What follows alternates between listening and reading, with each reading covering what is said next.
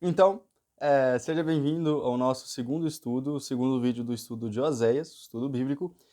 Espero que você possa aprender muito nesse vídeo. Então, já pega a sua Bíblia, pega o seu caderno, uma caneta e vamos para o estudo. Bom, já partindo direto para o estudo, temos o capítulo 2, versículo 1. Já vamos começar a leitura. Versículo 1. Dizei a vossos irmãos, Ami, e a vossas irmãs, Ruama. Bom, duas palavras em hebraico, Ami e Ruama, que já foram citadas no estudo anterior, que significam respectivamente, amada não, me perdoe, o meu povo e amada. No caso, Ami significa meu povo, amada significa Ruama, né? O Ruama está em hebraico e Ami está em hebraico. E aí quando você coloca o Lo na frente, aí você tem um estado de negação. Por isso antes, Lo Ami e Lo Ruama, que eram não amado e não meu povo. Versículo 2: Contendei com vossa mãe, contendei, porque ela não é minha mulher, e eu não sou seu marido, e desvie ela as suas prostituições da sua face e os seus adultérios de entre os seus peitos. Bom, neste momento, contendei significa repreenda, ensina, fala que ela está errada, nesse sentido. E aí Oséias fala isso aos seus filhos. Ele fala, diga à sua mãe que ela está errada, que ela está me traindo, que ela não está correta nessa situação. E é o que Oséias fala a Israel através do exemplo da sua própria vida. Ele está vivendo o que Deus vive com Israel. E aí, vale lembrar que em todo momento neste capítulo existe uma certa dualidade, uma paridade. É um caminho aqui e o outro que estão andando em rumos diferentes, porém estão um do lado do outro, que estão bem relacionados. Primeiro, o casamento de Oséias e segundo, o casamento de Deus com Israel. E aí, posso partir já para o versículo 3, que é: para que eu não a deixe despida, e a ponha como no dia em que nasceu, e a faça como um deserto, e a ponha como uma terra seca, e a mate de sede. 4. E não me compadeça de seus filhos, porque são filhos de prostituições. Bom, Deus, ele diz a Israel, ele não quer deixar Israel despida, ele não quer deixar Israel em vergonha, em humilhação, mas por mais que ele não queira, tudo que Israel faz é para que Deus o faça. Então, da mesma maneira, para você entender, é o que estava acontecendo com Oséias e Gomer. Oséias não queria maltratar a sua esposa, Oséias não queria deixar a sua esposa sem roupas, nesse sentido, de vergonha, de humilhá-la. Porém, era o que Gomer estava pedindo, porque por mais que Oséias perdoasse, Gomer voltava atrás dos seus amantes. Da mesma maneira, por mais que Deus perdoasse, Israel voltava atrás dos seus deuses. E quando fala não me compadeça de seus filhos, porque são filhos de prostituições. Os filhos de Oséias são filhos de prostituições. E assim como as riquezas de Israel, os filhos de Israel de agora, neste momento, eram filhos de prostituição, filhos dos deuses imorais, dos deuses corruptos. E a gente parte para o versículo 5. Porque a sua mãe se prostituiu, aquela que os concebeu. Ouve-se torpemente, porque diz, irei atrás de meus namorados, que me dão o meu pão e a minha água, e a minha lã, e o meu linho, e o meu óleo, e as minhas bebidas.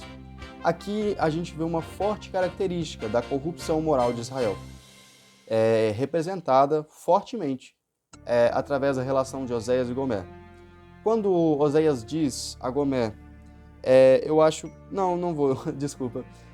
Eu ia ler o próximo versículo, mas não iria ter tanto a ver. Quando Oséias, ele provê a Gomer, ele provê a comida, a casa, a roupa, o alimento, e Gomer, ela não o valoriza. Ela diz que se ele parar com isso, seus amantes vão ajudá-la. Assim, da mesma maneira, o Deus que proveu aos hebreus, o Deus que proveu a Israel quando saiu do Egito e chegou a um país que emanava leite e mel, o mesmo Deus que deu esta terra e agora está aqui provendo, quebrando maldições, os libertando do controle de outros povos. Esse Deus que está provendo e riquezas, enchendo o depósito de comida, de tesouros, ele neste momento está sendo desvalorizado, assim como Oséias e Gomer. Por quê? O que representa na relação Deus e Israel, representa que quando Deus estava provendo, Israel estava falando, eu não preciso desse Deus, eu tenho Baal, eu tenho Aserá e os demais deuses cananeus. Baal e Aserá eram deuses cananeus, deuses da fertilidade, ambos. E aqui ela estava em uma corrupção moral, em uma idolatria, em uma prostituição, porque Deus estava dando a ela, provendo alimento, riqueza, e tudo isso ela colocava nos créditos de Baal. E dizia, Baal provê riquezas, Baal provê nosso alimento. E agora, no versículo 6, agora podemos ir, que é, portanto, eis que cercarei o teu caminho com espinhos, e levantarei uma parede de sebe, para que ela não ache as suas veredas. Bom, para início de conversa, sebe seria uma parede de arbustos. Eu acho que todo mundo já passou em um bairro que tem aquela parede com grama, né, várias folhinhas e cobre a parede. Também já viram, eu acho que a maioria também, já viu aquela parede própria de arbustos mesmo. Nesta época se fazia esta parede de arbustos para proteger os jardins, para proteger o lugar que eles plantavam as uvas. E neste momento, aqui o sebe, ele indica uma proteção para que não se encontre a saída. Uma proteção para que quando colocada num lugar, esta mulher, a cidade, não possa sair. E quando se fala para que ela não ache as suas veredas. Vereda é um caminho estreito, um caminho difícil de achar e também difícil de prosseguir. Quando veredas na Bíblia, se você for olhar, também representa o caminho moral e o caminho justo. Por quê? Porque o caminho moral, o caminho justo, o caminho do Senhor, é um caminho difícil de se encontrar, difícil de se compreender, difícil de seguir. Por isso é representado por veredas, as veredas do Senhor. E no versículo 7, irá em seguimento de seus amantes, mas não os alcançará, e buscar-los-á, mas não os achará. Então dirá, ir-me-ei, e tornar-me-ei ao meu primeiro marido, porque melhor me ia, então, do que agora. Aqui, Israel, ela reconhece que realmente não era Baal que provinha na vida dela. Realmente não era Aserá que provinha na vida dela, porém o próprio Deus. Da mesma maneira, acontece com Oséias e Gomer. Porque aqui Gomer reconhece e fala, nossa, realmente, não eram os meus amantes, porém Oséias, meu marido. E ela torna e volta arrependida, humilhada para o seu marido. E na relação Deus e Israel, ela volta a cidade para Deus. Versículo 8. Ela, pois não reconhece que eu lhe dei o grão, e o mosto, e o óleo, e lhe multipliquei a prata e o ouro que eles usaram para Baal. Bom, o mosto é o vinho recém-espremido, o suco de uva, na verdade, e o mosto era uma coisa para pessoas bem mais ricas, porque antes dele ser transformado em vinho, o mosto ele era uma bebida bem mais sofisticada, de difícil armazenamento e em menor quantidade, como se fosse a polpa. Quando é colocado o vinho, ele aumenta a quantidade, dá para mais tempo. Então quem bebia esse mosto puro era uma pessoa muito mais rica, em melhores condições. Então Israel tinha muitas boas condições, para você ver, eles bebiam o mosto. Gomer tinha boas condições, para você ver, ela bebia o mosto.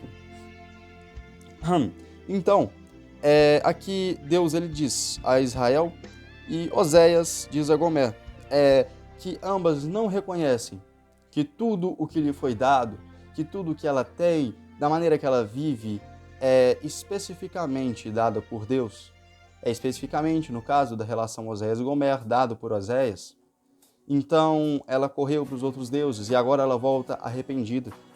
E no versículo 9, portanto, tornar-me-ei, e ao seu tempo tirarei o meu grão e o meu mosto, no seu determinado tempo, e arrebatarei a minha lã e o meu linho, com que cobriam a sua nudez. Aqui, Deus, ele diz a Israel que ele tirará tudo dela, para que ela possa valorizar aquilo que ela tinha. Porque quando a gente perde, a gente acaba valorizando, não é? E também Oséias diz a Gomer que tiraria tudo o que ele havia dado, para que ela pudesse valorizar a relação de amor que Oséias tinha por ela. No versículo 10, e agora descobrirei a sua vileza diante dos olhos dos seus namorados, e ninguém a livrará da minha mão.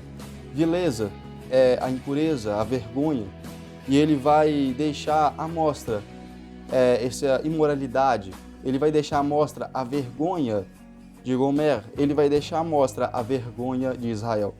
E aí vai lá e diz, os seus namorados, e ninguém a livrará da minha mão. Porque quando o Senhor vai agir, ninguém seria capaz. Para início de conversa, Baal, Aserá são apenas estátuas. Eles não podem fazer nada. Como está na Bíblia, são deuses que têm boca, mas não falam, têm olhos, mas não enxergam, têm pés, mas não andam. Eles não são nada. O Senhor é santo, Ele sim é. Porém, neste momento, aqui diz, os seus namorados não poderão fazer nada, porque esses deuses que eles adoravam, as nações que os incentivavam a adorar, agora não poderão fazer nada, porque agora a mão de Deus entrou em ação. E versículo 11: E farei cessar todo o seu gozo, e as suas festas, e as suas luas novas, e os seus sábados, e todas as suas festividades. Aqui Deus acabará com toda a festa, com todas as festinhas para imoralidade, para corrupção e tudo o que estava tirando Israel do caminho correto. Assim, Gomer iria ser tirada na relação Oséias-Gomer, de suas baladas, de suas festas, de conhecer outros homens, amantes. Neste momento, Israel e Gomer é tirada deste ambiente e agora ela será colocada em um deserto para poder conhecer aquele quem a provê, que seria Oséias e Deus, né, em cada uma das relações. Versículo 12: E devastarei a sua vide e a sua figueira, de que ela diz, é esta a paga que me deram os meus amantes. Eu, pois, farei delas um bosque, e as bestas feras do campo as devorarão. Bom, a vide, no caso, nesse sentido, quando você entra na figueira, me desculpe, a figueira, ela representa as riquezas dadas por Deus a Israel, o depósito cheio de alimento, cheio de tesouros, e as bestas feras que destruirão essa figueira são os países vizinhos, principalmente para Israel, os assírios, que quando Israel corre aos assírios, ela é destruída. E aqui, neste momento, representa o castigo de Deus, porque ela se vangloria pelo que ela tem. Ela se acha pelo que ela tem e diz que foi Baal que deu, diz que foi Aserá que deu, e na verdade não foi, foi o Senhor. Então Deus irá tirar dela e permitir que os povos vizinhos a ataquem e vençam, permitir que os assírios a ataquem e vençam. E aqui, neste momento, vamos partir para o versículo 13 de uma vez. E sobre ela visitarei os dias de Baal, nos quais lhe queimou incenso, e se adornou dos seus pendentes e das suas gargantilhas, e andou atrás de seus namorados, mas de mim se esqueceu, diz o Senhor. Associando ao versículo 8, que fala, multipliquei a prata e o ouro que eles usaram para Baal, aqui tudo que lhe havia dado, Deus lhe havia dado para Gomer, para Israel. Então, tudo que ela teria ganhado, ela estava usando para suas práticas imorais. Ela estava usando para adorar a Baal, para a sua corrupção moral, para a idolatria. E quando você entra no versículo 14, portanto, eis que eu a atrairei e levarei para o deserto e lhe falarei ao coração. Então, Oséias, ele dará a Gomer um tempo só dos dois. Um tempo para ficar em casa, só os dois, conversando. Neste momento também, Deus dará a Israel um deserto, um tempo que somente o Senhor poderá prover em sua vida. Somente o Senhor poderá prover a sua cidade. E aqui, neste momento, ele leva ela para o deserto. Versículo 15. E lhe darei as suas vinhas dali, e o vale de Acor, por porta de esperança. E ali cantará, como nos dias da sua mocidade, e como no dia em que subiu da terra do Egito. Bom, quando se fala que o Jesus, Deus, neste momento, dará o vale de Acor como uma porta de esperança, porque o vale de Acor é o vale do desespero, do sofrimento, da dificuldade. Então, Deus dará a dificuldade como uma porta de esperança, porque através da dificuldade, Israel voltaria para Deus. Através do problema, Israel se voltaria para Deus e reconheceria que ela necessitava de Deus. Da mesma maneira, Gomer iria passar por escassez, por necessidade, e ela se voltaria o coração e saberia que realmente precisaria de Oséias, que precisa de Oséias, e reconheceria que Oséias a ama. E neste momento, também Israel reconheceria o amor de Deus por essa cidade, a cidade do Senhor. Versículo 16. E acontecerá naquele dia, diz o Senhor, que me chamarás meu marido, e não me chamarás mais meu Baal. Baal, em hebraico, significa Senhor. Então aqui não haveria mais aquela distância, um Deus distante, um Deus que eu não conheço, eu não tenho intimidade. Aqui haveria agora uma intimidade. Israel chamaria de meu marido, Gomer chamaria de meu marido, não de meu Senhor. Uma palavra que indica a falta de intimidade, um distanciamento de uma pessoa a outra, um distanciamento dessa cidade a Deus. E Deus iria agora quebrar esse distanciamento através do deserto, através da provisão do próprio Deus. Versículo 17. E da sua boca tirarei os nomes de Balaíns, e os seus nomes não virão mais em memória. Aqui Deus tirará os nomes dos deuses corruptos de Israel, dos deuses imorais, das estátuas. Balaíns é o conjunto dos deuses cananeus, o conjunto desses deuses da fertilidade, desses inúmeros deuses e culto que realizam culto imoral. 18. E naquele dia farei por eles aliança com as bestas feras do campo, e com as aves do céu, e com os répteis da terra. E da terra tirarei o arco e a espada, e a guerra, e os farei deitar em segurança. No versículo 18, Deus fala a Israel: então agora, saindo do deserto, você irá agora ter paz, até com a mísera formiga que estiver no formigueiro, nem ela poderá te atacar. Os povos vizinhos que estavam te atacando, estavam roubando o seu alimento, o seu ouro, a sua prata, eles cessarão seus ataques, e se atacarem, perderão. Haverá paz, haverá segurança, e novamente você poderá dormir tranquilo. E lembrando que até aqui tudo o que está acontecendo não está sendo pregado por palavras, porém pela vida de alguém que está vivendo o que Deus viveu com Israel, na perspectiva humana, é claro, para que nós possamos entender. Por isso Deus fez com que Oséias casasse com Gomer e passasse por tudo isso, para que assim, dessa maneira, possamos entender de uma forma bem mais compreensível o sentimento do Senhor e associá-los à nossa perspectiva, à nossa vivência. No versículo 19, e desposar-te-ei comigo para sempre, desposar-te-ei comigo em justiça e em juízo, e em benignidade e em misericórdias. 20. Desposar-te-ei comigo em fidelidade, e conhecerás o Senhor. Desposar é o ato de você casar, é o ato de você pegar uma mulher para si e casar. Então, Deus ele diz que ele desposar-te-ei, Israel. Então significa que ele casará novamente com Israel. Significa que a fidelidade, a justiça será restaurada em Israel. E o Senhor será novamente o Deus de Israel. E também Oséias, a Gomer, significa que eles agora casarão de novo em fidelidade, em amor, em reconhecimento.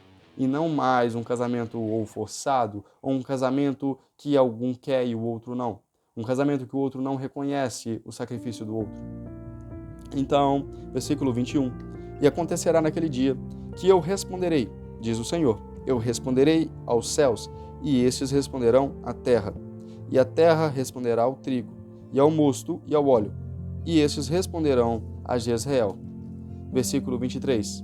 E semeá-la-ei para mim na terra, e compadecer-me-ei de Lo-ruama e a Lo-ami, direi, tu és o meu povo. E ele dirá, tu és o meu Deus. Aqui Deus fala que eles vão orar, eles vão oferecer sacrifícios a Deus. Era ainda uma época que ofereciam sacrifícios para falar com Deus, para pedir perdão pelos seus pecados. E Deus os ouvirá. Deus proverá na vida deles. Deus irá abençoar o país. E uma passagem muito interessante no versículo 23, quando Deus fala que vai semear essa terra, ele vai compadecer dessa terra. E ele fala, o mesmo lugar que você foi chamado de Lo-ruama, eu direi agora que você é o meu povo, que você é amada. E agora este povo dirá, no momento que Deus falar, você é o meu povo, estes dirão, e você é o meu Deus, reconhecendo. Então Gomer reconheceria o casamento, reconheceria o amor de Oséias. Gomer amaria Oséias novamente, e Israel reconheceria o Senhor como seu Deus. É uma passagem muito interessante, o capítulo 2. Revela bastante sobre o livro de Oséias. Eu acredito que o capítulo 2 eu arrisco dizer, uma forma de um resumo de todo o livro. ele contém a informação em menor parte dos altos e baixos que acontecem durante todo o livro de Oséias, de um dos profetas menores. Então, neste momento, eu associo isso à atualidade. Muitas vezes você pode estar, neste momento, passando por um deserto.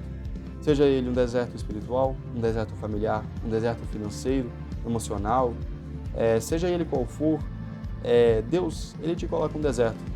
Eu vou citar o deserto espiritual, que foi o que me motivou a dizer essa palavra. O deserto espiritual é aquele famoso céu de bronze. Eu acredito que você já tenha ouvido essa expressão. Caso você não tenha ouvido, o céu de bronze é quando você ora, mas você não sente. Você acha, nossa, Deus não está comigo.